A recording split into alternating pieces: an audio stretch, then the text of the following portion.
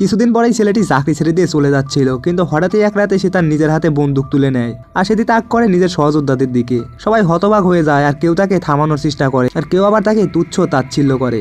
এরপরে তো তাকে চরও মারে আর সেই থাপ্পড়ে তার ভিতরের আগুনটা জ্বলে ওঠে। আর এরপরে সে যখনই রুম থেকে বের হয়ে যায় সবাই তখন হাসতে থাকে আর মুহূর্তে একটি গ্যানেড এসে সেখানে পড়ে আর মুহূর্তেই সবাই যেন উড়ে যায়। এরপরে রাত নামতেই পুরো ঘর যেন কেঁপে ওঠে গুলির শব্দে। ছেলেটি তো এক এক করে সবাইকে মারে আর শেষে সে খুঁজতে থাকে তাকে যে তাকে সব থেকে বেশি নির্যাতন করেছিল। শেষে সে তাকে পায় বাথরুমে। এরপরে সে তার পায়ে গুলি করে আর ঠিক তখনই ম্যাগাজিন শেষ হয়ে যায়। এরপরে সে বন্দুকের বাট দিয়ে তাকে পেটাতে থাকে রাগে আর অপমানে, কিন্তু অবশেষে ছেলেটি ধরা পড়ে যায়। আর তখন তদন্তে জানা যায় ছেলেটিকে দীর্ঘ 2 বছর ধরে সবাই মিলে অপমান করতো, এমনকি তাকে নোংরা খাবার খাওয়াতো আর হেসে উড়িয়ে দিত তার সব কান্না। তবুও সে সব সহ্য করেছিল যতক্ষণ না তারা বলে তোর মায়ের দোকান আমরা পুড়িয়ে দেবো। আর সেই কথাই ছেলেটির সহ্য শক্তি শেষ করে দেয় আর এরপরে সে সবাইকে নির্মমভাবে হত্যা করে। তখন আদালতে দাঁড়িয়ে ছেলেটি কাঁদতে কাঁদতে বলে আমি জানি আমি খুনি, কিন্তু আমি শুধু নিজেকে আর আমার মাকে বাঁচাতে চেয়েছিলাম। কিন্তু আইন তাকে ক্ষমা করে না আর সে পায় মৃত্যুদণ্ড।